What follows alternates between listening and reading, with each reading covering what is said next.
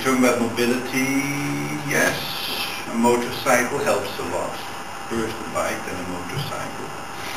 Tata is now putting a car on the market for $2,000. The intended market, these millions and millions and millions of people who go with their whole family on a motorbike. Small kid on the front, for a wife and 3 children on the back. That can be saved, a small car. Is it a bad thing, a good thing, you don't know. What I mean to say is that there are these billions of people who really would like to change their life, and quite rightly so. And what we cannot together not achieve is that they will be living like the 15% who currently live at American or Western European or Australian standards. We're going to try and do that. We're going to face very big problems. Big problems that we have already. In the middle of the 1980s, we passed a very important mark. Collectively in the world, we started to use more of the world's renewable resources than the planet can actually regenerate. We're talking about soil, forestry, we're talking about marine resources. At this moment, if we continue to live at this moment, conservative estimate is that we will need well over 2 planets to actually keep what we take and what the planet can really regenerate, to keep that in balance. If we continue by about 2025, we need between 2.5 to 4 planets, depending on how things are going. You don't need to be an accountant to see that we have a slight problem here. We have a deficit. We will, sooner or later, have to find a solution, because it just works less in finance. You can hold it for some time, but at a certain moment you'll be confronted with reality. And we haven't found a way to travel to Mars just as yet. So we'll have to do it here, on this planet. And the big question is how? How are we going to do this? And if all of this sounds still soft and unproven challenges, or unproven science, as some of our big politicians want us to believe, then there's a hard fact to come. By the way, some of those who shout loud that this is all unproven and we're not so sure, very quickly change. Have you noticed how Sarah Palin is now saying that yes, climate change has to do with human behavior? Just a few weeks ago she didn't believe that. But here's a very other hard fact to come. And it's curiously often also subject to controversy. It's called peak oil. It means that sooner or later, really our supplies of oil will go down. It's just a fact of life. It's finite. It's a finite resource. And it won't be from one day to the other. The way an oil well works is it's not a lake of oil where you can just drop a pump in and which you can pump up to the last drop. Oil is captured in rock, in hard, solid stuff most of the time. It's there under huge pressure because for millions and millions of years it was there in the making, and that happens under pressure. So when it's found, it often comes up with enormous power. But from the moment that you've opened it up, actually you start immediately the reduction because the pressure goes down. That means in conventional ways that if you take oil out of a well through natural pressure, about 30% of the oil comes up. 40 or more. Now there are other technologies, you can put steam in, you can pump water in, all kind of ways of getting more out. You can't get all out. But what it means, and the important thing is that for every well, and if I draw it for you like this, is you have a quick peak and then it starts to dwindle and dwindle and dwindle. The more technology you use, the more you can get out. Now why am I telling you this story? Because you can add up for all of the wells.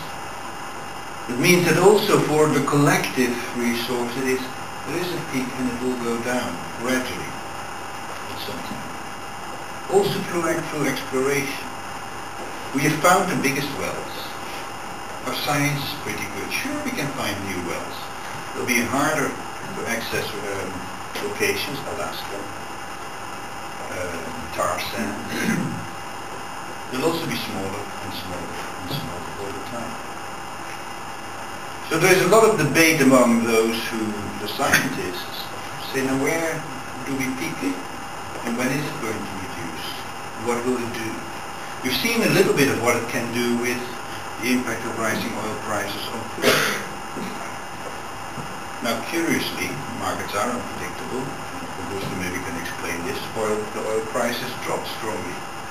That's not going to be the longer term trend. Something will change fundamentally. More fundamentally than just the price. Our economy, our world economy is for over 95% of our production is dependent on oil. Whole lot of our infrastructure is based on carbon fuels. We will have to do something about it. It doesn't mean immediately, oh great, we get rid of this rather polluting resource. The air will be automatically cleaner. No, what follows is are various scenarios where we have to make choices. Are we going to go for coal to liquid, coal to gas, rather polluting technologies? Can we bring hydrogen really to a level that it is economically feasible and that it can actually be transported and used on a large scale? Open question. Big questions to come. 1929, the Great Depression. The world in turmoil. That was actually the moment that some people started to scratch their head and said, we need to get a handle on this. This was the birth of the first financial reporting standard. This is when the idea for American GAAP came on. And still we're working on it.